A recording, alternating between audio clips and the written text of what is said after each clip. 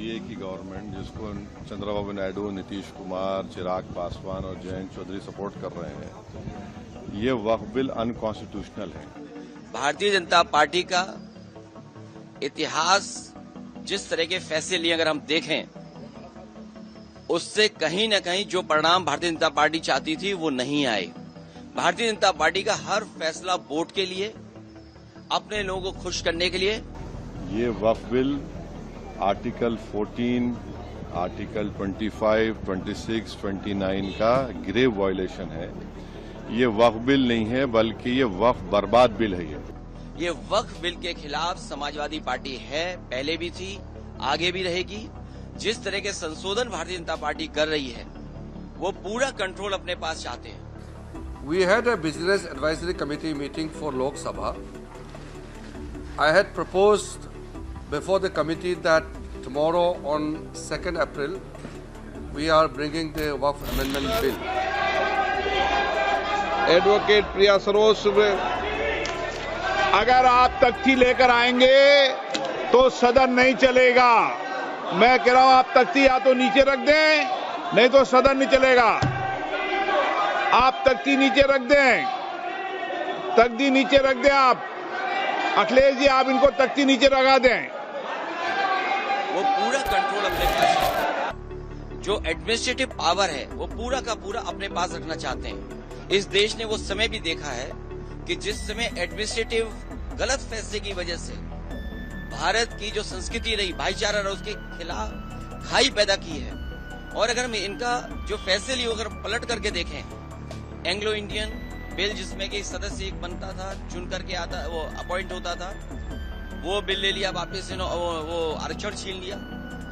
योगी जी कितना भला कर रहे हैं 11 साल से, तो वो देश जानता है।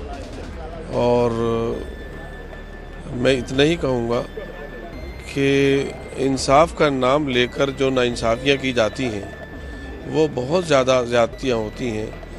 इससे अच्छा तो ये है कि इंसाफ का नाम ही न लिया जाए। वक़्फ़ कोई नई बात नहीं है।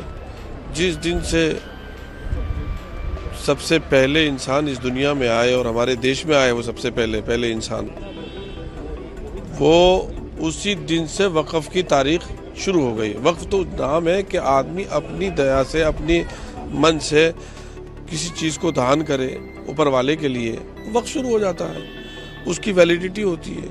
अब वो उसकी जो ज़बान से कह देना ही काफ़ी होता है, किसी को जिम्मेदारी सौंप देना काफ़ी होता है, उस चीज़ का मालिक होना ज़रूरी होता है। ये 3-4 चीज़ें जो ज़रूरी हैं मज़हब के हिसाब से। अब वो जो कैटेगरी जो मज़हब ने तय की है, हुकूमत कहती है हम तय करेंगे। अरे, और अगर चंद्रबाबू नायडू, नीतीश कुमार, चिराग पासवान, जयंत चौधरी इसकी तायद करेंगे, तो वो अपने पॉलिटिकल रीजंस की वजह से या जो भी उनके हैं नैरो रीजन तायद कर रहे हैं नरेंद्र मोदी सरकार की, ये बात साबित हो जाएगी कि वो मुसलमानों की मस्जिदों को, दरगाहों को, खानखाहों को, इवैक्यू वक्फ प्रॉपर्टीज को और लिमिटेशन एक्ट अप्लाई करेंगे तो एनक्रोचर्स को रिवॉर्ड करेगी। तो वो उसकी ये सपोर्ट कर रहे हैं। उनको ये देखना चाहिए कि ये सपोर्ट तो कर रहे हैं, मगर क्या आप 5 साल के बाद जब जाएंगे जनता के पास, क्या जवाब देंगे उनको? अब तो बिहार का चुनाव भी है। इस बिल का विरोध हो रहा है, मुस्लिम समाज इसका पूरी तरह विरोध कर रहा है। मुस्लिम समाज को ये बिल मंजूर नहीं है।